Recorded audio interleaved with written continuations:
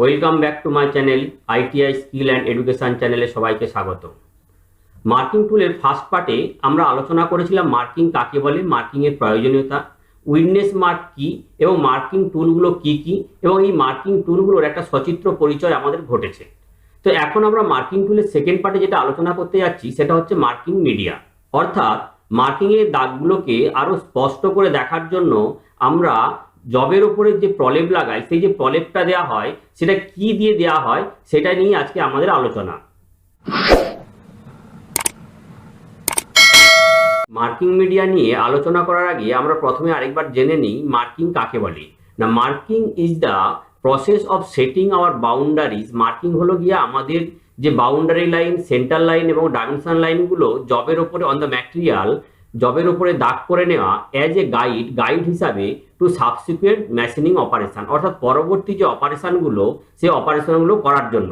এই মার্কিং এর প্রয়োজনীয়তাটা কি না, সেন্টার পাঞ্চিং আফটার মার্কিং, অর্থাৎ মার্কিং করার পরে যে আমরা উইডনেস মার্কগুলো করে নিই ইজ নেসেসারি, প্রয়োজন, বিকজ দ্য ইন্ডেন্টেশন, এই যে মার্কিং এর পর যে উইডনেস মার্কের যে খাঁজগুলো বা দাগগুলো কিপ অন দ্য সারফেসের উপরে থেকে যায় অফ দ্য ওয়ার্কপিসের সারফেসের উপর থেকে যায় সাম গাইডলাইন্স হিসাবে, even if the marking lines became eligible, অর্থাৎ হ্যান্ডেলিং করতে গিয়ে সেগুলো অস্পষ্ট হয়ে গেলেও তবুও কিন্তু ওই দাগগুলো থেকে যায়, যে দাগগুলোকে আমরা অনুসরণ করে পরবর্তী মেশিনিংগুলো করতে পারি।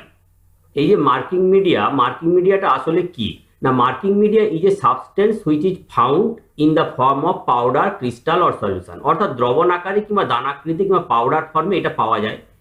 As metal is a hard material, so the drawn lines are not clearly visible, hence marking media is used. যেহেতু ম্যাটেরিয়ালটা খুব হার্ড হয়ে থাকে তাই কি হয়, এর উপরে যে দাগ কাটা হয় সেই দাগগুলো ক্লিয়ারলি ভিজিবল হয় না, অর্থাৎ পরিষ্কারভাবে স্পষ্টভাবে দেখা যায় না, তাই মার্কিং মিডিয়ার প্রয়োজন হয়ে থাকে।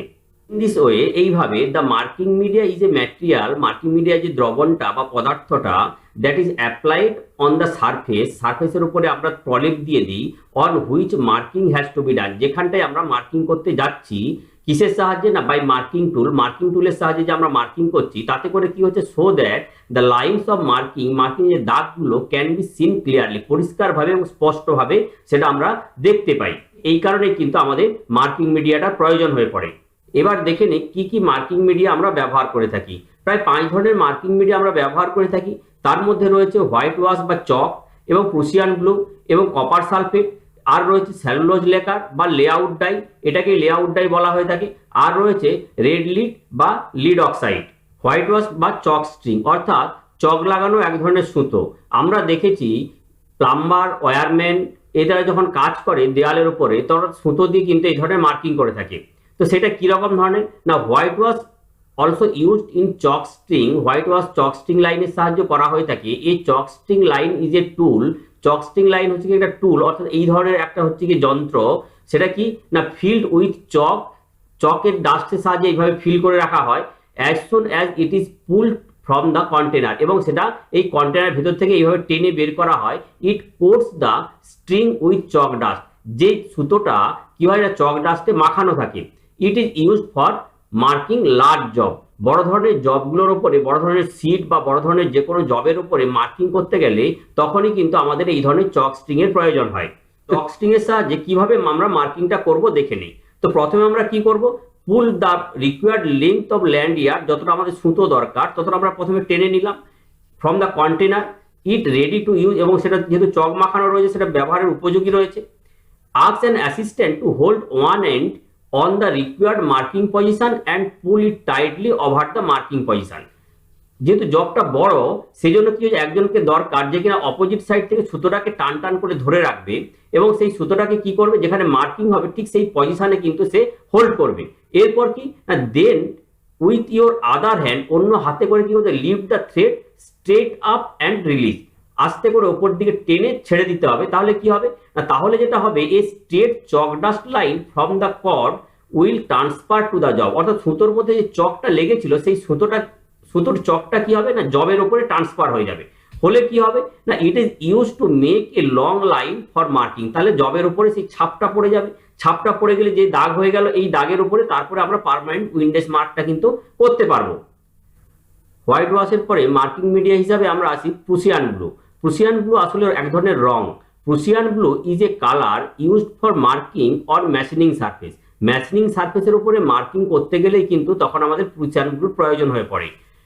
It is used to paint on a piece of metal with a very thin layer of dye. এই রং দিয়ে মেটাল পিসের ওপরে হালকা করে লেয়ার বা প্রলেপ দেওয়া হয়, that can be scratched by a scriber, এবং যার উপরে স্ক্রাইবারের সাহায্যে দাগ কাটা হয়, or a sharp instrument to make a appear shiny. অর্থাৎ শার্প ইনস্ট্রুমেন্ট বা স্ক্রাইবারের সাহায্যে দাগ কাটলে সেই দাগটা কি হয় না খুব শাইনি হিসাবে কিন্তু স্পষ্ট হয়ে ওঠে। হাউএভার, যদিও আন্ডার দিস কালার, এই কালারের নিচ দিয়েই কি হয়, a very narrow line is formed on the metal. মেটালের ওপরে এই রঙের ওপর দিয়েই কিন্তু সরু লাইনটা টানা সম্ভব হয়। দ্য অ্যাডভান্টেজ, একটা সুবিধা কি না of this is that the dye cover the existing scratches. আগে থেকে যে সমস্ত স্ক্র্যাচগুলো থাকে সেগুলো কি করে ঢেকে রাখে। And there is a background showing the variation in the new line. নূতন লাইনটাই কিন্তু সেই সব দাগের থেকে স্পষ্ট করে তোলে। Apart from this, the ড্রন line are clearly visible. এইসবের মধ্য দিয়ে কিন্তু যে লাইনটা আমরা টেনেছি সেই লাইনটা কিন্তু পরিষ্কারভাবে স্পষ্ট হয়ে ওঠে।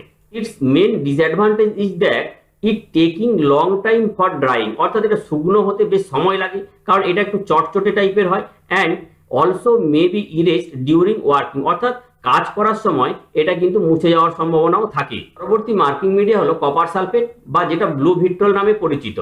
Copper sulphate is a mixture. Copper sulphate হলো একটা দ্রবণ of distil water. Distil water একটা দ্রবণ, and a few drop of nitric acid or sulphuric acid solution is used. অর্থাৎ তার সঙ্গে কি রয়েছে, নাইট্রিক অ্যাসিড কিংবা সালফিউরিক অ্যাসিডের একটা দ্রবণ রয়েছে। This thin copper coating greatly resist the action of rough handling and cutting fluid or coolant. আমরা হোয়াইট ওয়াশে কি দেখেছিলাম যে ধুয়ে যায়, কুলেন্টে ধুয়ে যায়, কিন্তু এখানে কি করে না কপারটা কি করে জবের উপরে একটা আস্তরণ তৈরি করে, যে আস্তরণটা এই রাফ হ্যান্ডেলিং বা কাটিং ফ্লুইডের সাহায্যে ধুয়ে যাওয়া সেটা কিন্তু সম্ভব হয় না। আর কি না it is widely used in refined surface because it sticks very well on finish surfaces.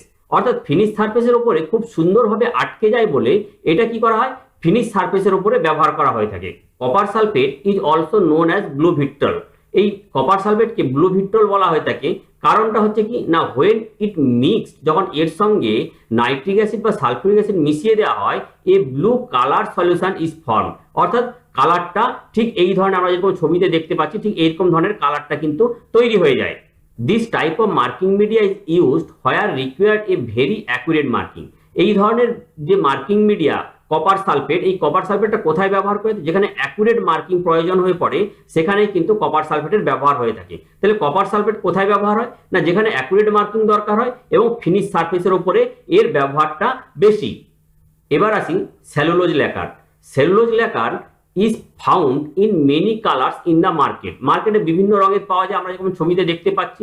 And is the best marking media, এটাই সব থেকে ভালো মার্কিং মিডিয়া।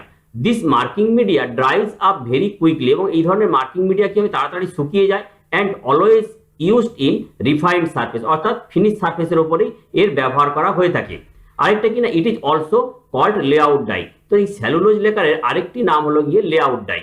এবার আসি রেড লিড বা লিড অক্সাইড কিনা it is also used as a marking media for marking on sheet and metal etcetera. এটাও marking media হিসেবে ব্যবহার করা হয় কিসের উপরে না বড় বড় সিট বা মেটালের উপরে মার্কিং মিডিয়া হিসেবে ব্যবহার করা হয়ে থাকে। It is available in powder, paste or paint form. অর্থাৎ রং হিসাবে কিংবা পেস্টের মতন কিংবা হচ্ছে পাউডার ফর্মে এটা পাওয়া যায়। আর কিনা it is soluble in acid but not in water. এটা অ্যাসিডে দ্রবীভূত হয় কিন্তু জলে এর ব্যবহার হয় না। এবার আমরা মার্কিং মিডিয়ার উপরে কিছু কোশ্চেন অ্যান্সার দেখে নিই। Which marking media is poisonous? কোন মার্কিং মিডিয়াটা হচ্ছে কি ক্ষতিকারক? আমরা জানি কোনটা না, আমরা জানি copper sulphate is a poisonous marking media because it is mixed with nitric or sulphuric acid which are poisonous. যেহেতু নাইট্রিক অ্যাসিড বা সালফিউরিক অ্যাসিড এর মধ্যে রয়েছে তাই এটা হচ্ছে কি সব থেকে ক্ষতিকারক। তো এই মিডিয়া ব্যবহার করলে আমরা যে সমস্ত ইনস্ট্রুমেন্টগুলো ব্যবহার করবো সেই ইনস্ট্রুমেন্টগুলো কিন্তু পরিষ্কার করে রাখতে হবে, খুব তাড়াতাড়ি মরিচা এসে যাবে। Which marking media is used for casting and forging surface? Forging সারফেসের উপরে কোন ধরনের মার্কিং মিডিয়া ব্যবহার করা হয়ে থাকে না generally white wash marking media is used for casting or forging surface. Casting বা ফোর্জিং সারফেসের উপরে মার্কিং মিডিয়া হিসাবে হোয়াইট ওয়াশ বা চক যেটা আমরা এটা ব্যবহার করে থাকি। Which marking media provide clear line on machine finish surface, অর্থাৎ ফিনিশ সারফেসের উপরে কোন মার্কিং মিডিয়াটা ব্যবহার করা হয়ে থাকে না প্রুসিয়ান ব্লু আমরা ব্যবহার করি। Prussian blue media provide clear line on machine finish surface. Machine finish সারফেসের উপরে প্রুসিয়ান ব্লু কিন্তু ক্লিয়ার লাইন দিতে পারে। হাউএভার ইট মেইন ডিসঅ্যাডভান্টেজ, এর একটা অসুবিধা কি না is that it may be erase during working, এটা কাজের সময় ধুয়ে যায়। Which type of marking media found in different colour and also dry very quickly, কোন ধরনের মার্কিং মিডিয়াটা বিভিন্ন কালারে বিভিন্ন রঙের পাওয়া যায় এবং খুব তাড়াতাড়ি শুকিয়ে যায়, সেটা কি না cellulose lacquer. Type of marking media found in different colour and also dry very quickly. পরবর্তী প্রশ্ন, why is Prussian blue applied on surface plate rather than on the surface of the job. জবের ওপরে আমরা Prussian blue না লাগিয়ে আমরা কি করি সারফেস প্লেটের উপরে লাগিয়ে দিই কেন? কারণ অনেক সময় আমরা কি করি না আমরা জবের গায়ে আগে মার্কিংটা করে নিই, মার্কিং করার পরে তারপর আমাদের প্রয়োজন হয়ে পড়ে মার্কিং মিডিয়া লাগানো। কারণ ওই যে স্ক্র্যাচ মার্কগুলো পড়লো, স্ক্র্যাচ মার্কগুলো যাতে প্রমিনেন্ট হয় সেই জন্য আমরা কি করি সারফেস প্লেটের উপরে আগে লাগিয়ে নিই।